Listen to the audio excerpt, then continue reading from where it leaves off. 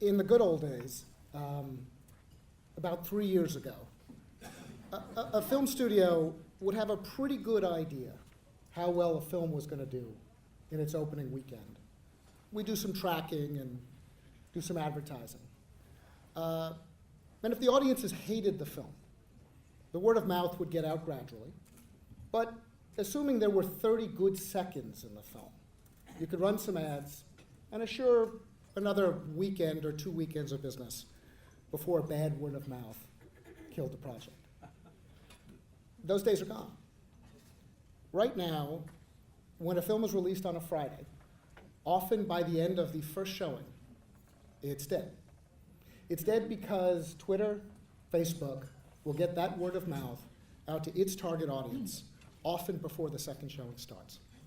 In fact, a friend of mine who runs one of the studios told me of a film where they did a single test screening in front of 200 people a month before the film was to be released. And the word of mouth was so bad from those 200 people, they had to rework the film and delay the release. Throughout all industries over the past decade, we've seen consumers' ever-growing ability to communicate with each other transform the way businesses and industries communicate with them.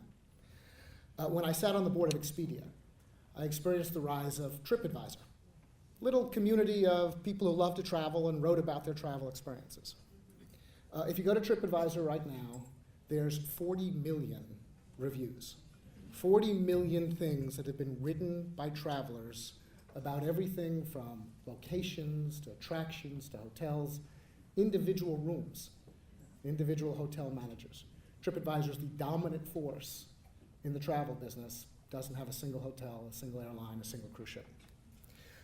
Universities several years ago, a relatively closed business, dealt with the reality that the success, the attendance of a course, depended on how the students who went the first day ranked it on social networks, tweeted about it. They've dealt with that. What they're dealing with now is more complicated, which is how do you get somebody to attend a lecture when they can sit in their dorm room and watch an online lecture from a different university featuring the best person in the field? What are you selling then as the university? At FedEx, you can go online and find out where your package is that moment, how it got there, where it's going. Just imagine when that first decision was made to be so transparent that customer service could never again mean it's on its way. It'll be there. The customer has more information than the person they're speaking to. Complete transparency.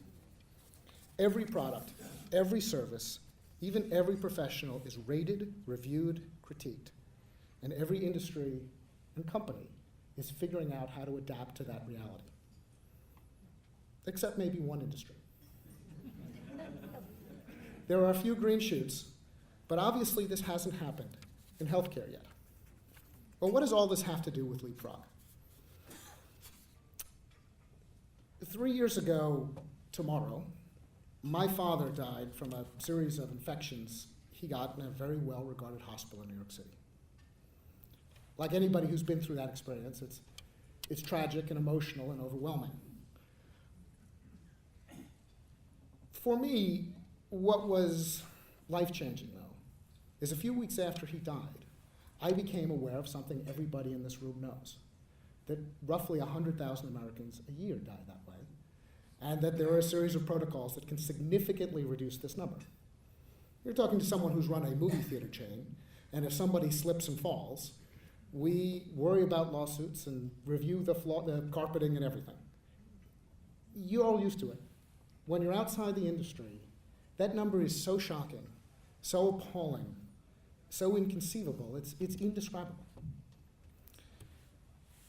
As I thought about it, my business person's sense started to make connections. Because what I'd seen in the hospital, and it was 5 weeks my father was in the hospital, had surprised me at many different stages. I saw information technology that is the single most primitive in any industry in this country. My local sushi bar uses handheld computers that every waiter has to make sure they get your grade of sashimi right. Right? Now, admittedly, the Congressional Sashimi Information Technology Act helped pay for that. But nevertheless, we all know your sushi bar gets far fewer orders wrong than your hospital does. My father was twice taken for procedures meant for other patients. We were there 24 hours a day, so we intervened. The lack of communication among staff was incredible. Without us being in the hospital, I'm not sure how anybody would have known who my father is or what his problems were. Even the little things, the trash on the floors of the rooms collected once a day in a sterile ICU, the poorly cleaned guest bathrooms, the lack of television choices, they all say the same thing. 3 years almost to this moment, my father was in that euphemistic stage of being kept as comfortable as possible as he died. And an orderly walked in to take his blood. Why? Well, we take blood every day. That's our policy. You're not taking this blood. You're not sticking him with a needle in the last few hours of his life. I don't care if he can't feel it. You're not doing it. Well, we have to do it every day. No, they can bill for it every day. What all these things have in common is an institution that doesn't see patients as customers.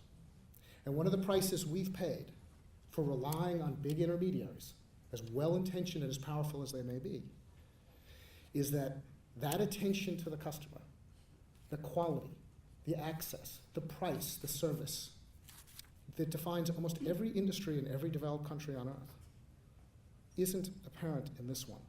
They're serving a different customer. It's what I've worked on since the article that Dave kindly mentioned was really about that point. It was about how the lack of normal responsiveness to consumers explains a lot of the problems we see in healthcare, why healthcare has not advanced in the way so many industries have in the past 50 years.